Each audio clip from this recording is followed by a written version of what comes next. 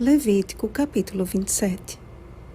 No entanto, nada do que alguém dedicar irremissivelmente ao Senhor, de tudo o que tem, seja homem ou animal, ou campo da sua herança, se poderá vender, nem resgatar. Toda coisa assim consagrada será santíssima ao Senhor. Versículo 28. Os votos e os dízimos constituem a parte final desta coleção de normas estabelecida por Deus, conhecida como Código de Santidade. O voto consistia em uma espécie de acordo do homem diretamente com Deus, visando o favor divino, a fim de alcançar uma determinada bênção. Ana, por exemplo, fez um voto com o Senhor, prometendo dedicar seu primeiro filho exclusivamente a serviço dele, caso ele lhe abrisse a madre.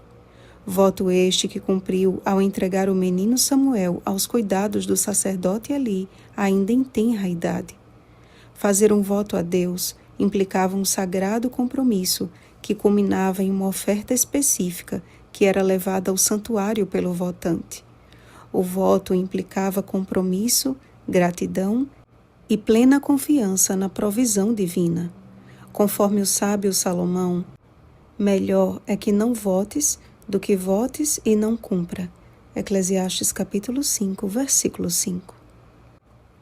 O dízimo, por sua vez, foi estabelecido como uma prova de fidelidade e antídoto contra a avareza e o egoísmo. Ao separar todas as dízimas da terra e entregá-las aos sacerdotes, os adoradores eram levados ao consciencioso entendimento de que tudo o que tinham era fruto da bênção de Deus, e devolver a 10ª parte era muito pouco à vista da abundância de que desfrutavam na terra que o Senhor lhes havia dado por herança, mas o suficiente para lhes provar a fidelidade para com o doador divino. Enquanto o sistema de ofertas não possui uma porcentagem específica, o dízimo coloca todos os fiéis em pé de igualdade. Para Deus, não importa se você devolve o dízimo de um salário mínimo ou de uma grande fortuna. Aquele que é o dono do ouro e da prata, Ageu capítulo 2, versículo 8, não precisa do nosso dinheiro. Nós, porém, precisamos dizimar, sendo este o método mais eficaz de declararmos ao Senhor que nós confiamos nele como nosso provedor e mantenedor. Infelizmente, muitos transformaram esse assunto em uma forma de enriquecimento fácil. A famosa teologia da prosperidade tem conquistado multidões de seguidores, atraídos pela promessa da abundância de recursos. Através de discursos criativos e apelativos, líderes espirituais reúnem milhares de pessoas e muitas delas deixam em seus lugares de culto as economias de toda uma vida. Pedro já havia nos advertido com relação a esse engano. Também, movidos por avareza, farão comércio de vós, com palavras fictícias. Para eles o juízo lavrado a longo tempo não tarda, e a sua destruição não dorme. 2 Pedro capítulo 2, versículo 3. Por outro lado, não há sociedade mais próspera do que aquela estabelecida entre o homem e Deus, onde o sócio majoritário só nos pede o mínimo, enquanto nos promete o máximo de lucro. Trazei todos os dízimos à casa do tesouro, e provai-me nisto, diz o Senhor dos Exércitos, se eu não vos abrir as janelas do céu e não derramar sobre vós bênção sem medida. Malaquias capítulo 3, versículo 10. A fidelidade nos dízimos e nas ofertas não é uma questão material, mas espiritual, e faz parte da nossa adoração ao Senhor. O mesmo Deus que declara, não furtarás, Êxodo capítulo 20, versículo 15, é o mesmo que não muda, Malaquias capítulo 3, versículo 6, e que continua a advertir o seu povo. Roubará o homem a Deus?